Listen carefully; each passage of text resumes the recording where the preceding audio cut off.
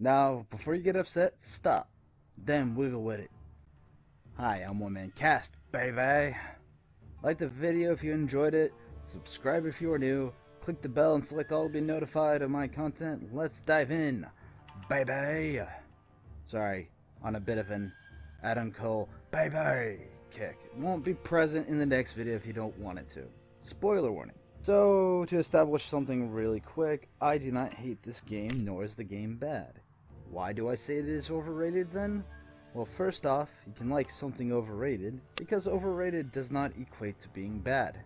I get that a bunch of Melvins here on the platform make it really easy to associate overrated quote-unquote with bad quote-unquote. So, to explain the dichotomy, I Yahoo searched the term before even deciding to go forward with the script, and it means everything I thought it would. Quote-unquote rated or valued too highly. I mean, the crazy thing is, people are overplaying the quality of this game, and I wish I was kidding about that. Here's some examples. Quote-unquote, it's a massive improvement. This is a subjective claim here. Can thick thighs save a franchise? Implying Atelier, a series going on for over 2 decades, needed saving. Does Atelier bring in new fans? Yes and no, but it honestly just reinforces the fandom. Quote unquote, Atelier has been too girly. Says who, other than the person quoted?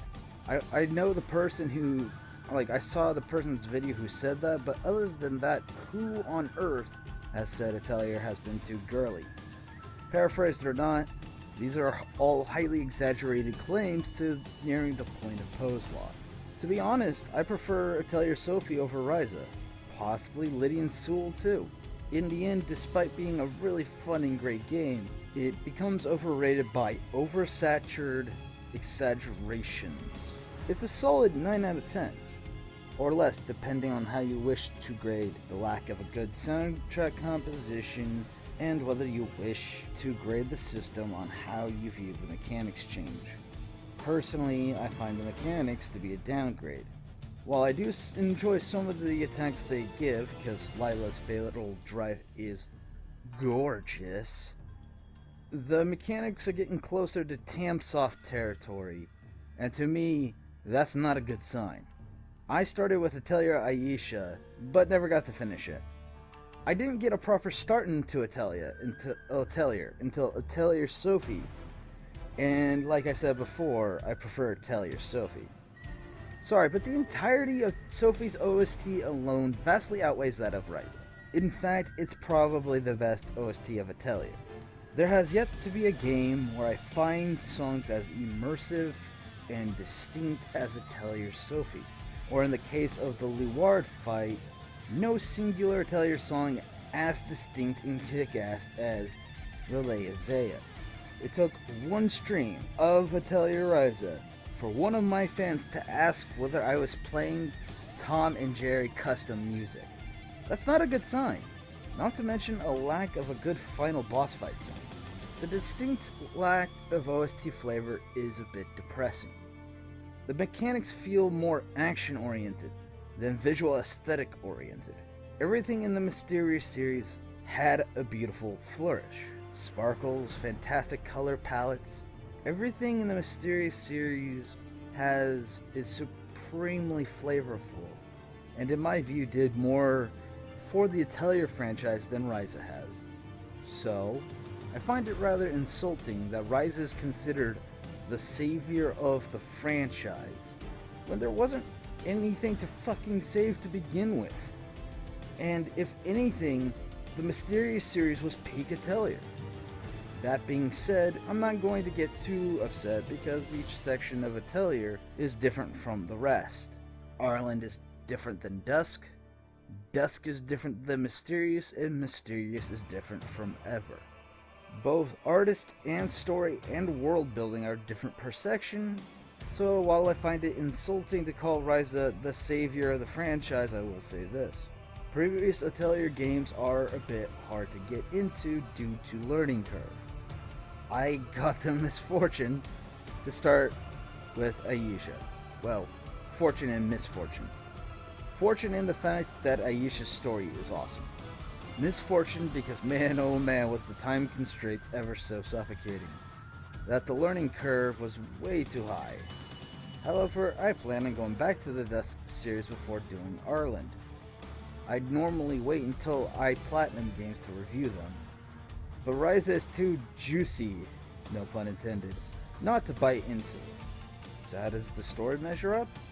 Well, the main aspects of the story are the Kirkin Island dynamics, and later on down the line, the Felucia, the latter of which kind of remind me of Sega Genesis monsters. I don't know why, that's just the first visuals I think of. Visual association may not always be factually congruent. Now, I ran my mouth about the mechanics being a downgrade. Let me specify what I mean. I mean the battle mechanics. In regards to recipe and like synthesis mechanics, I actually find those to be a massive improvement.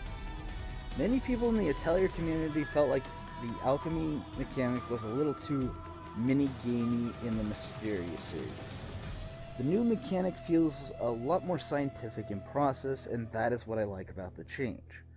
The battle mechanics are a massive downgrade, but the alchemy mechanic is a massive upgrade. There's a reason why I gave it a 9 out of 10 instead of a 7 out of 10 like I would normally do based on mechanics and lack of OST issues. It is that the improvements it does have, it vastly overshadows its drawbacks in mechanics in OST. To explain why the OST is such an important aspect of any series, I'll put it in its most simplest to understand. The OST in of itself can often be its own reward. The Leia was a complete treat that still makes me wish the Luard fight could last forever. Even the areas of which I could explore felt magical and, well, mysterious. But with Ryza, I felt a constant slight nag of disappointment. And so could my viewers. So, to call it an improvement, let alone salvation, of a franchise is so far-fetched that I'm forced to consider a really fun game to be overrated by sheer default. It feels more like the claims are sound bites than valid claims, and in the end, the reason why these claims even exist is because of metapolitics. To frame it in its simplest, a certain political demographic have Puritans who hate on all things fun, like Ryza's sweet, sweet thighs, and slightly noticeable camel toe, on top of having glorious absolute territory. Ryza is my type through and through. Short shorts, tomboy, cute voiced, and is somehow even an Onesama type, and on top of everything else. However, these Puritans were less upset about Ryza and far more upset over Lila. Lila is super popular, and you can guess why. Lila was designed for teenage boys in the thrall of puberty. Meanwhile, I'm just like, meh, okay. Because it feels less like Lila's actual body and more like Lila pads her chest with literal bricks. Before you make accusations about the slider, let me debunk your theories when I say that the slider doesn't exactly fix quote-unquote anything. Not like it needed to be fixed anyhow. Each female character is always going to appeal to a specific type of fan. There's nothing wrong with liking Lila or Ryza. Different strokes for different folks. It is because these kinds of people pull their shit that people make a big deal out of Atelier Ryza. There is nothing to lend credence to being salvation or even being an improvement aside from alchemy mechanics. It could be argued that depending on the style you like, Sophie or Fierce could easily beat Ryza. So yeah, the claims are hyperbolic to make it overrated by default. One last time to reiterate, I rate Ryza a 9 out of 10. Yes, that's the PS4 version. I heavily enjoyed it, but not as much as Atelier Sophie, which I rated a 10 out of 10. Watch it when I link it in the other video end card or comments section for my Atelier Sophie review. With that, guys, have a good one. The next video will be ripping on Hyperdimension Neptunia Rebirth 2's Holy Sword ending and why it is the worst. Have a nice day.